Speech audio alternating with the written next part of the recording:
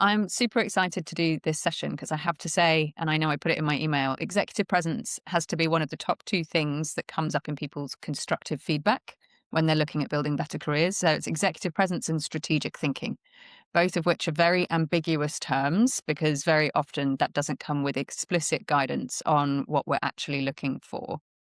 And it is quite an elusive thing, executive presence. So it's one of those things that really, when you're around someone who has it, but it's hard to sometimes articulate what it is, which means it's a very hard skill for us to, unless we're consciously thinking about it and getting feedback all the time, it's hard for us to execute for ourselves. And it's also important that we do this in a way that's quite authentic to ourselves. And there's a lot of nuance around that, which we're going to discuss today.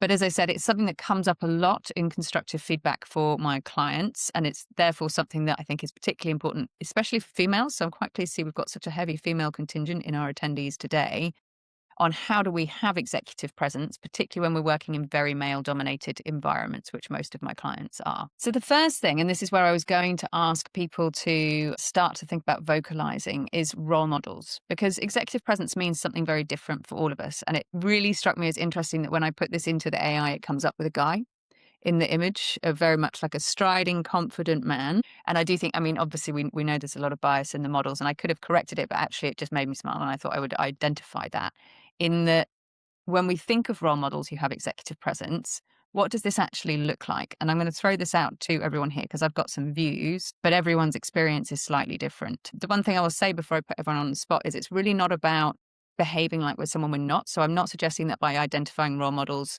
we start to behave or act like someone that we aren't. It does need to be authentic, but it's really about removing some of the barriers so that people can see that authenticity and that confidence and who we are shining through. So I'll turn it over to the attendees here today. Thank you all for joining. What would you say when you think of a role model of someone who has executive presence? What would you say characterizes that? Can you put your finger on anything specifically? I would have said confidence without reading the slide. And by that, I mean maybe physical presence of how you enter into a room, as well as how you carry yourself and the topic that you're talking about. So confidence in subject matter expertise, but also confidence in your ability, confidence in why you're in the room, confidence in the voice that you have, confidence in how you're potentially dressed for the day, not slouched, eye contact, all the things that kind of create that space around you that kind of carries an air of confidence. Am I articulating myself okay? Not I'm really. going to second that, Carly. I mean, for me, there's a lot of the confidence piece in there, but I think more broadly, for me, it's really the way in which a leader, an individual, can mobilize and inspire confidence as well. And that's really through how that leader thinks, how that leader communicates, comports themselves. Carly, you mentioned, how they dress for the day, how they are visually seen by those around them, and how that identity kind of impacts those in their environs. Deborah, I can see you've got your hand up. So before I respond. Yeah, so I was just going to add, I would agree with all of that. I think the other thing is how they communicate and treat people. I think there's a lot of, certainly in my experience, people who have been in very senior positions who have maybe been there for quite a long time and kind of almost appear to forget those around them, might be across all different grades. And I think, how people are treated in terms of expressing their opinions in meetings and how people at a senior level respond to that. I think there's also that element of executive approach and everything else that's been said. But I think sometimes there's also the nonverbal as well, how people reacting as others are making comments, and especially in a very stressful situation or a high pressure situation. I think it's the kind of physical verbal as well as the nonverbal is really important. So many questions. If I can add, the one point that I felt when I'm around such people is that they seem to be very fearless. Like whatever they're talking, they're so sure of it. And if you ask them a question, they wouldn't get, it wouldn't show like they got hit by the question, even if it's a difficult question or a difficult conversation. They're very off. I also feel they have a certain sense of like they really love themselves, or they're very sure of themselves, they're very proud of themselves, so they wouldn't, so that sort of, I feel that reflects a lot on the outside. And when you said, how do we bring it, like, how do we model it? It's really hard. So although we can observe like all those small points here and there, like how we say this person has executive presence, but it's really hard to implement it. That's for sure. And we're going to come to obstacles on the next slide around the challenges sometimes with implementing it. There are so many questions from what you all said. I'm going to start with Deborah first, because I think that might be one of the most nuanced ones. So, Deborah, when you said that when someone does show up with gravitas under pressure, or Mhm. they come up with executive presence under pressure, how does that look? What does good look like? So I think probably an example of somebody I worked for about 2 years ago that shows up in a very measured response to what they are hearing in terms of updates, very measured response in terms of tone and acknowledging comments that are being made on the call as decisions are needing to be made. We were in an incident. And the thing that just struck me about this senior exec was that although there was clearly a lot of pressure and a lot of unknowns, the way the person engaged with the group, including one poor junior person who was a bit like rabbit in headlights in front of a very senior person giving an update, it just came across in the way the communication and the engagement was happening and the way they were managing lots of others interrupting with nothing of real value. They seem to have this ability to actually to identify quite quickly what was of value, which is what I think somebody was saying earlier on. So that's what good looked like to me. And you kind of went away feeling, okay, everybody's been assigned something. We're going to come back again. And even though we're in the middle of a really horrendous firestorm, there's somebody who is keeping very calm and kind of keeping us all on track.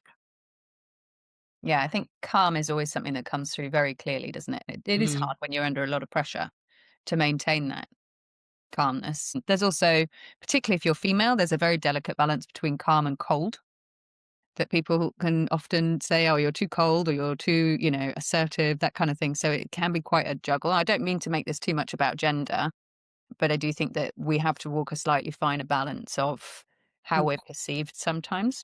Awesome. Harley, when you said about physical presence, if you were to describe someone who had executive presence, how are they holding themselves physically?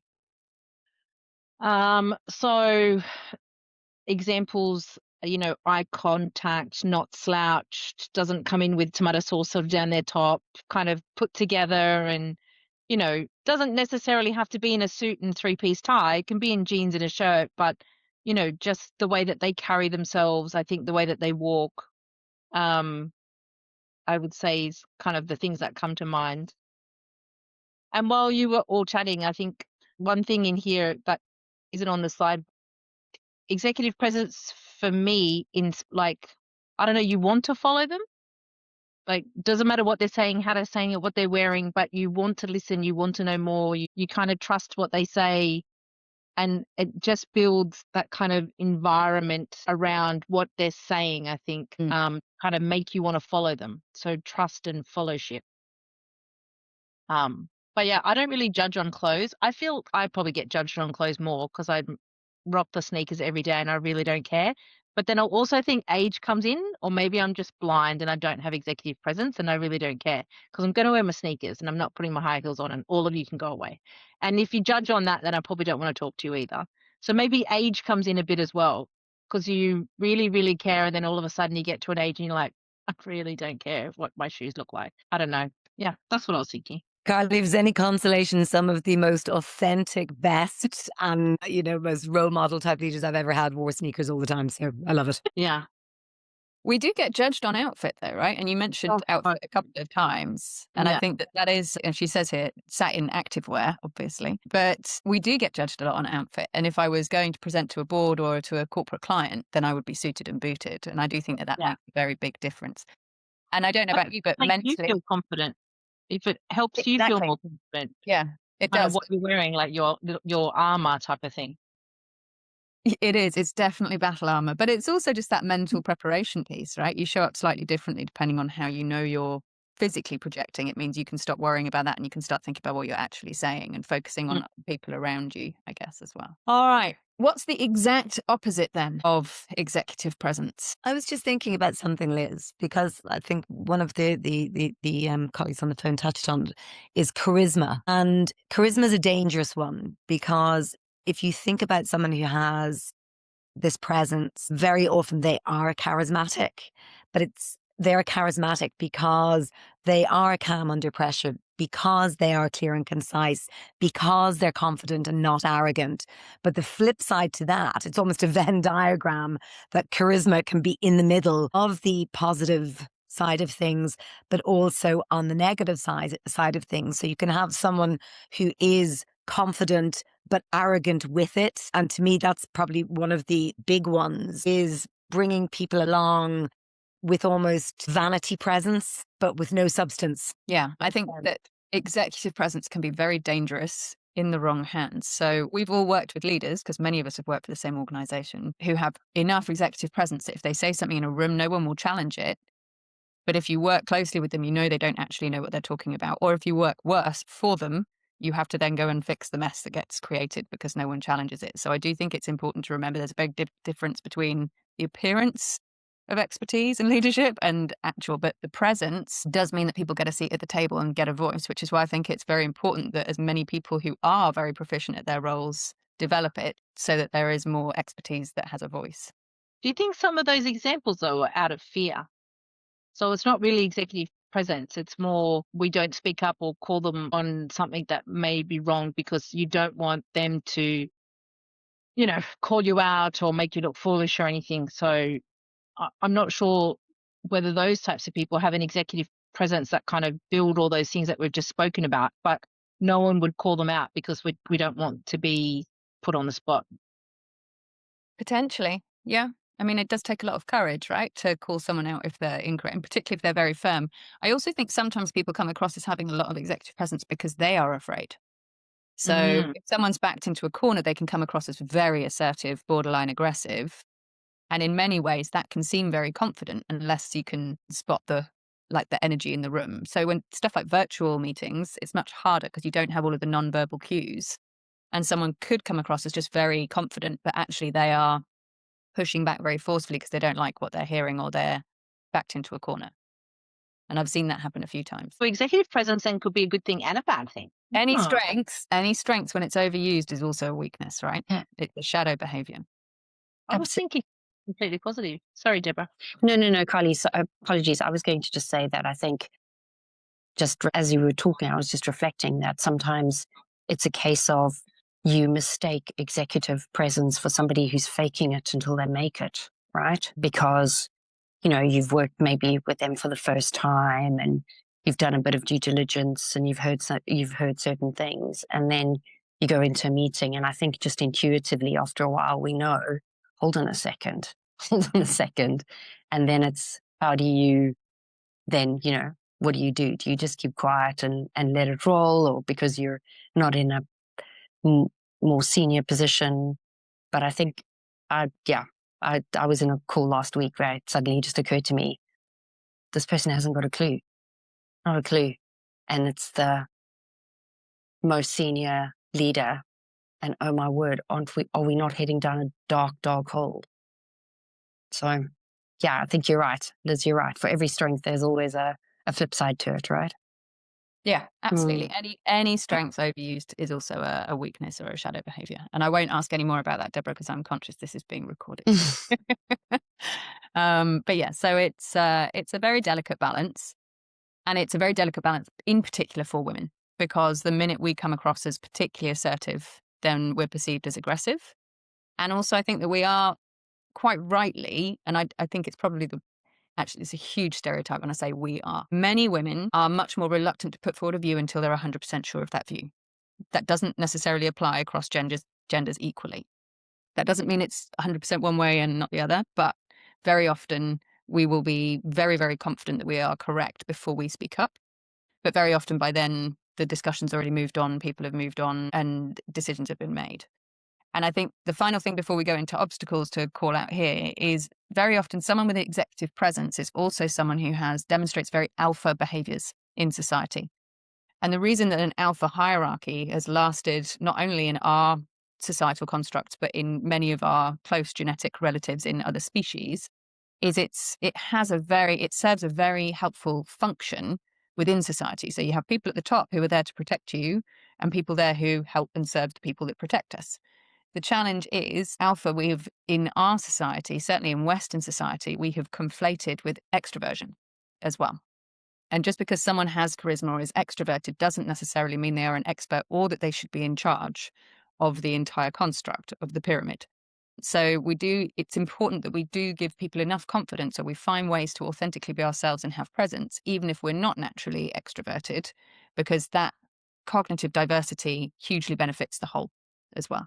So it's not always about the individual. Sometimes it's that we have to have the courage. And Carly, you're right. Sometimes it takes a lot of courage to stand up to someone when we think they're wrong, particularly if they are very extroverted and very alpha. But sometimes we have to find that courage somehow. Let's now talk a little bit about obstacles. So what do we think might get in the way? Very often it can be beliefs, whether that's about ourselves, and often that's about how we identify ourselves. So it might be age, it might be gender, it might be background, it might be experience levels when we're thinking about really what right do I have to speak up in this environment or carry myself in that way. We also have to be very, very conscious of cultural norms. So many of us work in or have worked in different cultures, and what works or what demonstrates, I'll take Australia as an example. Australia, very, very direct culture, non-hierarchical in organizations. What worked for me when I worked in Australia was an absolute car crash when I first moved to Hong Kong. Like walking into meetings and speaking up the way I would in the Exco in Australia was hugely career limiting in Hong Kong. And luckily for me, about 3 months in, a friend of mine pulled me to one side and gave me a book called The Culture Map by Erin Meyer. And I swear, if I had not read that in a weekend, I would have been fired by the end of that year. So we just have to be conscious that there are very different cultural norms. And so if I'm coaching someone who is, Chinese and working in a very Chinese organization, at no point would I be saying, oh, you just need to speak up and you need to do this, you need to do that. So we just need to be aware of the cultural norms that we come from.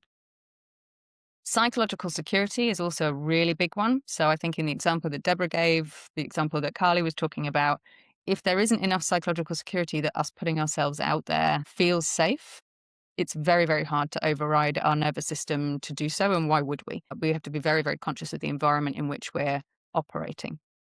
So those are just a couple, but I'd be really, really interested if people don't mind sharing what obstacles, when you think about what might be stopping you from showing up with full executive presence, and maybe you feel you do, and that's great. And if you do, then if you've learned how to do that along the way, then please share, because I think it will be hugely beneficial for people. But generally, what obstacles might there be, other than Carly not wanting to wear high heels, which I fully support, to showing up with executive presence? I think the only one of the ones for me is mm, the loud personality. So there's probably a group of people that approach meetings or situations or scenarios or issues or discussions in a very loud and aggressive manner. If I'm part of a conversation or a meeting like that, it'd be rare for me to go to bat. Probably take a sit back and just kind of watch it all unfold, regardless, to Deborah's point, if it was going down down the wrong way, with no paddles, I probably wouldn't stick my neck out, if I'm honest, because I don't want to be on the receiving end of ridicule. So psychological safety maybe, but also I don't if they're on a bit of a rampage, I don't want to be the kind of receiving end of that. Yeah, I know. no. I was just going to say I concur, Carly. I think that notion of sort of a toxic culture is really debilitating. And I think also and I don't want to sort of derail the conversation, but just looking at the geopolitical environment and watching in some very senior political establishments across the world, the way in which people are spoken to when they speak up by certain presidents and shot down in the most disgusting of ways is almost normalizing, not for normal people, but for more abnormal people. It's normalizing that kind of behavior. And Carly, to your point, if I'm sitting in a meeting and people are behaving like that, there's no way I'm going to stick my neck out. It's just, I just don't entertain that kind of behavior. It's not even that I'm feeling nervous or feeling that I can't challenge it. It's just I'm sitting there going, I'm not going to bother with this. This is childish behavior. It's a toxic culture and I'm not getting involved. And I think that's kind of out of your control, but it's almost self-preservation. And I'm not saying the boardrooms that we work in are as bad as certain houses in certain parts of the world. Sorry, conscious this is being recorded, Liz. But, you know, I'm just really wary of that kind of toxic culture and the debilitating effect it can have. I think it's always worth considering, because Sinead, I would agree with you. Trying to address it head on in the meeting invariably is going to cause problems. There have been some public examples of that, right? I think what I've seen work to a certain degree, and it depends on the individuals involved, is kind of conversations like, you know, the Americans call the water cooler conversations, right? So take it outside the room, talk to someone who would have influence with certain people or who would be able to give you air cover the next time a conversation starts, and resolve it, try and kind of have those conversations in terms of feedback or addressing it. But I think you're absolutely right. Trying to address it head on in a meeting is just, it's unfortunate, because especially if the culture is particularly toxic, it would create the impression that you're perpetuating it, whereas sometimes there's lots of work happening in the background to try and control it and manage it, which isn't really evident to everybody who arrives at a meeting. But I've certainly seen some examples where meetings have been really, really quite awful and really bad, and just, yeah, toxic's the only way to describe them. And then you kind of get together 2 weeks later and the mood in the room has changed. And it's clear somebody's had a conversation with somebody else, or there's been a whatever, and it's moving towards being productive. But it's definitely the mood in the room has changed. And I've done that once or twice, gone to my mentor and gone to talk to other people to say, please, can you just give me some advice? And they've given me some advice, and then they've asked details about who it was. And then, you know, the next time there's a meeting, the mood in the room has changed. So I assume further conversations that have happened. Yeah, that's really fair. Really great Mm. point. Thanks, Deborah. And I think that there are a couple of just slight builds on that. So one, we've all shown up to meetings not at our best, right? So there is a degree of empathy on this as well. Like, we've all shown up and left a meeting and gone, I really could have handled that better. So sometimes we need to allow that level of understanding to people's behavior.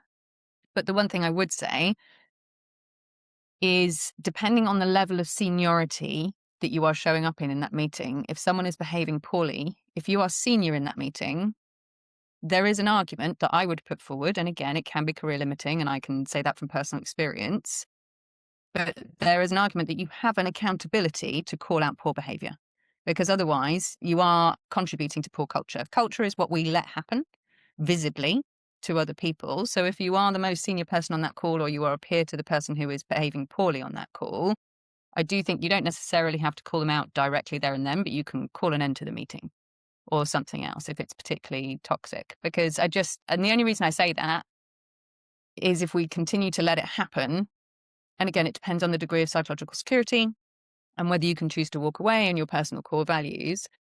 But if you are senior, you are being paid that wage and given that title for a reason. You are expected to lead, and just letting stuff go by if you are senior is possibly not okay. It's just one perspective that I'm putting out there. I'm not saying it's always feasible. It was on the flip side, like, so the boss is probably he's a Swiss guy, and he will write blogs about leadership and sounds all, textbook American leadership. But because our firm is, based in Asia, probably the expectation is that, we will behave more Asian, like you said, don't speak up kind of culture. And so those kind of mixed signals they were sort of like an obstacle for me initially, until I decoded this, that okay, it's two things, it's two different messages. So this is the one you hear and this is the one you do. So then I started because if I'm working somewhere, I know it's about my core values and everything, but then sometimes we need to show up and we need to continue until we find another option and so on, right? So we have to like pull it along. So then I started to tailor my behavior and I started to bring my presence in that way. And that was, although I still struggle with this one sometimes, that at the point that you said that we wouldn't speak up unless we're like 120% sure. Like for me, it's like until I'm 120% sure of what I'm going to say. So I would just let everyone else speak and then wait for my turn and just calculate so much in my head. So I think that has been an obstacle for me, but then still I try my best to show up with complete research. And sometimes there are many things going on in my head and I might not be very calm inside, but I try to catch a deep breath before a meeting so that or maybe I'll just go to the restroom, look at myself in the mirror for like a few seconds and give myself the like a pep talk or something, not literally speaking, but in my head that okay, you're good, you've prepared it, you need to speak up. So I mean, trying those micro actions, that did really help, like in those situations. But still, in different rooms with different people, sometimes that thing keeps coming up, that until I'm 120% sure. And yeah, of course I managed to move away from that culture, but still this one thing that I want to be 110 120% sure, that still stays with me. Yeah, no, I think that's really fair. I know I've already talked about one book, but I'm going to very briefly talk about another book. Brene Brown just brought out a new book called Strong Ground about leadership. And one of the things she talks about when it comes to executive presence is preparation. That she hates the term executive presence because she thinks it does favor very extroverted people. But she got feedback, and a woman came up to her after she did a session with a client and they asked how she had such executive presence. And she was there in like a hoodie and trainers and everything else. But she said, it's because I spent like 7 hours preparing for this meeting. So you're a client of mine. I went through all of your investor reports. I went through everything else. And I think there is a lot to be said for that, because to the point we talked about on the first slide, showing up and just being able to sound like you know what you're talking about isn't the ideal, right? The ideal is actually knowing what you're talking about and showing up and sounding like that because you have the confidence of it. So I don't think that's a bad thing, sorry. I think it's just also being able to spot, as Deborah and Sinead both said, when you can spot the people who really don't and they are bluffing and you're just like, wait a minute, then you don't want to then be in an environment where they are promoted and they are taken care of before those who want to show up with 110% of the information. Also, Liz, just on the preparation piece, it's not just having the knowledge, it's actually thinking about what are the right questions to ask in these environments. And often those right questions can actually deal with those toxic situations as well.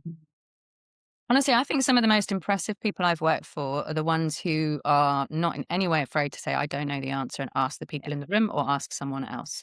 That shows more confidence to me than knowing anything by rote, in terms of, I'm worthwhile being here, even though I don't have the expertise, and I hire the expertise around me, because you get to certain levels and you can't possibly understand all of it all the time. It's not physically possible to have that much capacity in your brain. So I think sometimes people having the confidence to delegate to their experts and give them the spotlight and shine. So back to Deborah's point around being conscious of the different grades or levels of experience in the room. So giving people the right level of exposure without intimidating them, I think, is also critical. Can I add something, Liz? Even though I've come up with the right only just recently and haven't heard any of your slides, and I'm just picking up the strands from what you've said. Hi, everybody. I'm sorry, I've got a bit of flu today, so I'm a bit croaky and not feeling great. I think there's a different place you can be in this, and I think I occupy this space quite a lot, and that is you can be in pretty much any meeting at any level, in my experience at least, and this might be because I'm a grey-haired old bloke, so in fairness, that may also be it. But you can be in an exploratory space. You can be an explorer in any of those, and providing you're able or feel able or confident enough or given the space, Liz, to say you don't know and ask the questions, you can, I think, be in an exploratory space. And I refer to it in the office, I refer to it as playing air guitar. We go and play air guitar a lot. And particularly me, I can't possibly remember or know the depths of everything, and there's nowhere near enough time to do the level of prep to go into a meeting knowing everything. But what I can do, I can bring myself in a pretty intelligent way, and I can play some air guitar, and I can explore it as I go. And it's amazing the tolerance that is available for that. And it might be because I'm here or I'm seen as a fuzzy-haired academic partly as well. But I think that's often a lot easier as a space to be in than feeling you have to know and be super prepared, or feeling that you're waiting for the space. Do you know what I mean? Because very often there's a term we use here, and I won't use the second term. Let's use JFDI, which you probably heard of. I won't use the F, but just do it. And I think there's a certain amount of that in the air guitar thing, which is just about and and and it's amazing. And the other thing I would say, it's amazing how props, what I find is extraordinary. So I happen to have an orange rugby shirt on today, but in the office, I just enjoy flowery shirts. And I'll often very, very bright shirts. Now, most people in the corporate world, in more formal environment, don't do that. And that's my formal attire. And slowly it's become, well, that's the signature of what Duncan does. And that's all right. So I sort of carve out a space of possibility also through those props. And every single time I go into a room, those shirts become the icebreaker every time, particularly if I don't know them at all, never met them. So I think often it's remarkably simple kind of personal kind of ways of creating that space, and it depends where you are. Obviously, you can do it more in some places, but I've done that in China and in all over Asia and States and Europe in different ways. And every time it works, and it must be because somehow hits a very human nerve somehow. So if I ever meet any of you, I'm going to bring a blow up air guitar with me. Not quite sure I understand the air guitar analogy, but we did have a big conversation about environment before you joined, Duncan. And I have Right. to say, obviously, I respect your shirts. We've discussed them many times, but I've only ever seen one person try and show up in a flowery shirt in the banking environment, and they were decimated for it. Right. So I Yeah. do think it also depends Depends on the environment. on the Yeah. table you're sat around. Because I Yeah. have to say, and it was all men turning on a man, they were ruthless about it. Yeah. So yeah, I do think it has a lot to be said for how we dress, and we talked about that as well. How we Yeah. carry Okay. ourselves. Yeah. So Sari was talking about giving herself a pep talk. The whole doing the Wonder Woman pose, both men and women can do it. Doing the Wonder Woman pose from Amy Cuddy is an absolute game changer when it comes to confidence, because hormonally we're telling our whole body that we are in a confident position. So we're actually Yes. keeping our physiology as well. So, and it's a very great virtuous circle. Yeah. But I Yeah. don't know And what air guitar doing that. I'm not sure what hormonal I think message that would I be. think I think what the air guitar is, I don't literally do it. I don't stand in the room and do it, It's a but I shame. Don't refer put but I a refer to it. I would do in some company actually, to be honest with you. And I would take a blow up air guitar along. But I think a couple of things I would say about it. I use it it's a form of terminology which is about saying this is a playful space. So it's serious, but it's playful, because we all know, or at least in and admittedly, I'm in a design environment, planning environment, as you know, Liz. So it's not like banking. But I think there is one caveat I would make to the banking environment in that, and I have gone into banking environments like that. But what I think is you really have to know your shit, excuse the language, in some of those environments. If you really know it, then then you can get away with it more readily. If you're only playing air guitar in some environments, in a design environment, it's a different. I think it's a bit looser, but in other environments, I can imagine there will be less tolerance for it, which could be Yeah, interesting. eventually. I think eventually it will get called out. Deborah, Yeah, must actually thinking about it, must be up very late. Deborah called that out earlier. Is like eventually you sort of see through when someone's showing up and they seem super confident, but actually there's no substance there's behind. nothing there. Yeah, yeah, yeah. I am There was very, very conscious of time, Duncan. I don't want to interrupt no, you, no. You carry on. Sorry, guys. but I'm You just going to come to the exercise briefly. So I don't know if people have had a chance to take a look at the exercise yet. I know it got sent around yesterday. But the first piece of the exercise is to take a look at if you could have the opportunity to record yourself. So whether it's recording a Zoom, whether it's using an AI note taker, whatever it may be that can actually record you, but then playing that back. And I know a lot of us can find this very uncomfortable.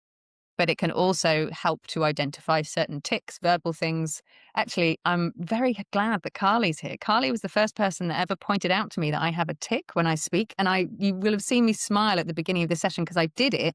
And then I smiled because I don't remember doing that for a long time. And then I thought it's beautiful irony that Carly is here to catch it. But so we have tics. And when I go back and record these, for example, I find I say so all the time. It's really irritating. So. And so when you record and observe yourself, you can be much more conscious. And the other thing that a lot of people who have executive presence do is they speak a lot slower than we do, because when we're nervous, adrenaline pumps through, we speak very quickly. But actually, if you're slowing down and consciously slowing down, you also have the chance to catch those tics before they happen. The second part of the exercise is about getting colleague feedback. So we've talked a bit about trusted versus toxic environments. If you have people around you that you trust, being able to get their feedback very specifically. So be quite specific in the questions that you're asking them in terms of what things do you think I do that help project executive presence, and what things, where do you think I'm getting in my own way, as opposed to just how do you think I come across, can be much more helpful. And the more specific you can get about feedback, the better. The one thing I would also say about feedback, and I think we've had the discussion before, even if you don't agree with it, say thank you, because feedback is a trust-based interaction. So be gracious about it. You don't have to act on it, but say thank you if you've asked for feedback and someone's given it. Us jumping immediately to being defensive is not going to build a trusted relationship whereby they feel they can give it again in the future. So always be grateful, even if you don't like it. And building on those two things, when you cross-reference them, take a look at identifying the development areas that you might want to focus on, specifically between what you're observing and what others are observing, because our personal brand, whether we like it or not, is what people say about us when we're outside of the room. So that colleague feedback can be very, very critical, because we all have blind spots. And then finally, when it comes to any goals around something like executive presence, the one thing I would always suggest is picking the tiniest step you can possibly imagine. So the smallest thing you can do to get from A, where we are now, to B, where we want to be. And if it's not almost laughably small, for example, for me, it might be every session I do not saying so, and just every time I say so, like putting a penny in a jar or whatever it may be, if it's not laughably small, it's probably too big of an action to start with, because we want to start building self-efficacy on the journey in which we're going. That's it. Any questions on the exercise? Actually, before we go, so if people were to rate themselves on 1, 0 executive presence to 10, lots of executive presence, where would you rate yourself now, do you think? Can it be situational? Good question. Tell me more. Well, I just, back to our first slide when we were talking about confidence and subject matter expertise, I can, if I've prepped myself and I'm feeling good and I'm confident in what I'm wearing and I rock into a room and I probably exude a little bit more executive presence than potentially if I'm not as confident walking into a particular situation. So I think for me anyway, it can probably change, and that's maybe not a good thing, right? Because I don't want to go from a 1 to a 9 to back to a 2, and I should try and be a little bit more consistent as a leader. So I'm going to say average 5.5. I think you're being a bit harsh on yourself, Carly. I think you're being very harsh on yourself, having been in meetings with you. I'm putting her at an 8. I think it is. I can see, Carly, I agree with you. It's very situational. I would say in my day-to-day work environment, I'm probably an 8, something like 8 or a 9. I don't think I'd ever give myself a 10 on just about anything. So I think in an academic environment, depending on the level, if it's a more teaching environment, then I'm probably an 8 or a 9. If it's a more research environment, I'm about a 6 or 7 probably. And it going to the banking environment, Liz, if it was a banking environment, I'd probably be a 4, I would imagine. Do you know what I mean? And I'd have to do some pretty hard pedaling and hard work, 3 or 4, I would think. I do have to do some pretty hard pedaling to feel I was showing up in the right way, I think, probably. I've made it sound very bad. It's a lovely environment, honestly. Actually, do you know, I've spent a little bit of time in the bank environment, but the thing I learned quite young, mainly through girlfriends and friends in working for big financial institutions, was that regardless of the institution, it's full of individuals, and that was the lovely thing to learn. It's really about individuals and about people, regardless of, it doesn't matter whether it's how big the brand is. And I thought that was a good lesson to have early, I think, probably, for me anyway. Can I just build on something that I was just thinking on both Duncan and Carly, what you were saying about the consistency, about different situations, etc. I think one of the things that I've learned as I'm now old and aged and crumbling, I know what I'm good at. I know where I'm the expert. I know that, to your point earlier on, Liz, I can be humble in certain situations and ask certain questions.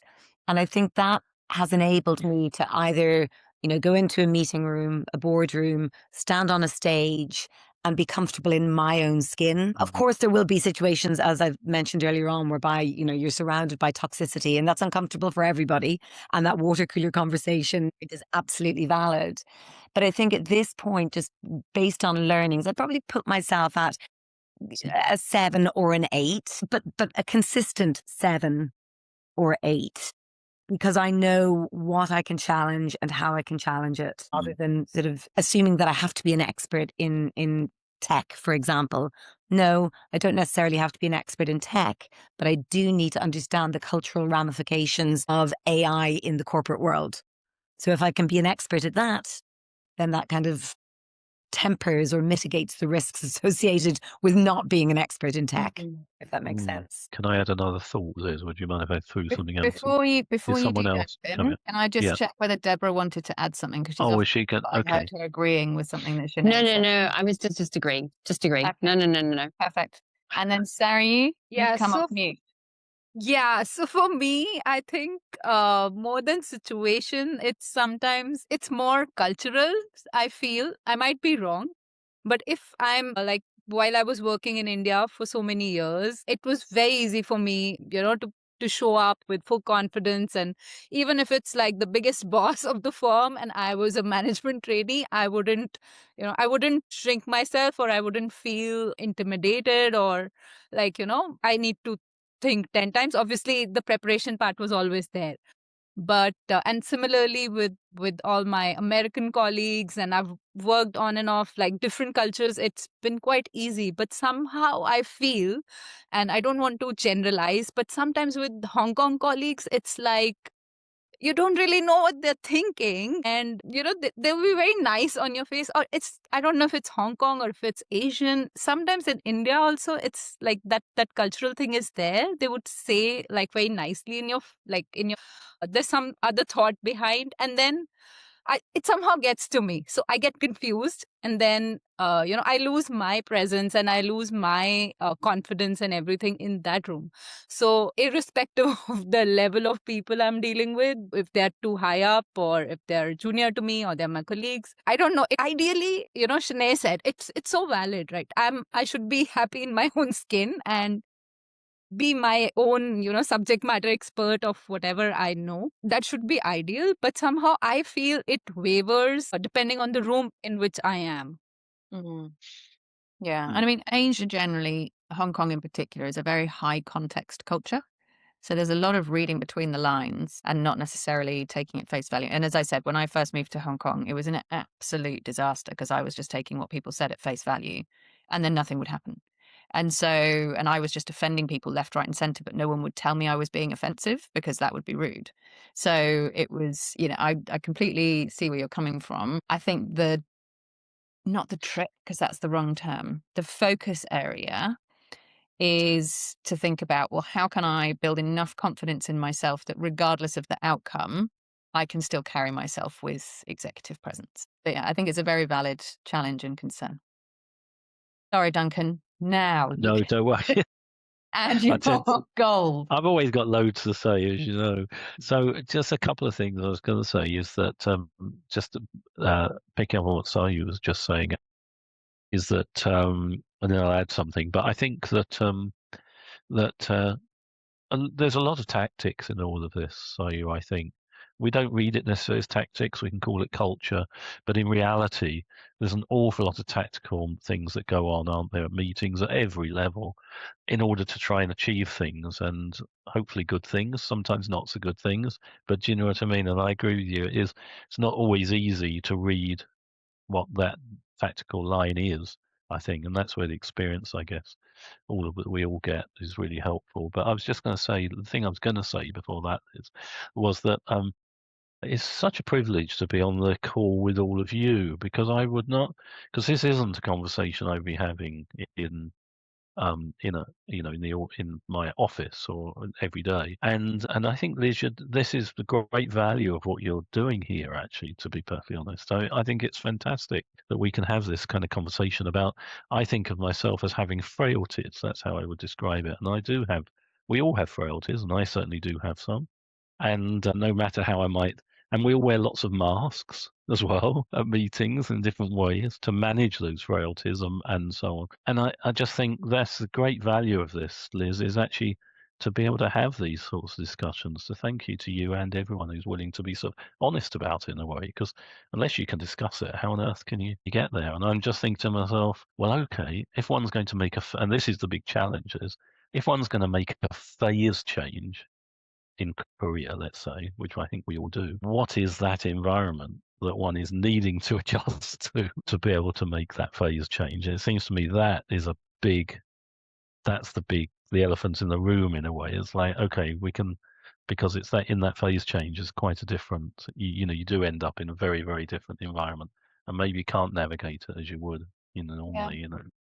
And it's a real challenge because we don't always have that much choice, right? So just before you joined, I was going on a rant about senior people having an obligation to stand up to, toxic behavior, but that's not always an option, depending on No, if you can't just walk out the door or if the whole culture is your only option.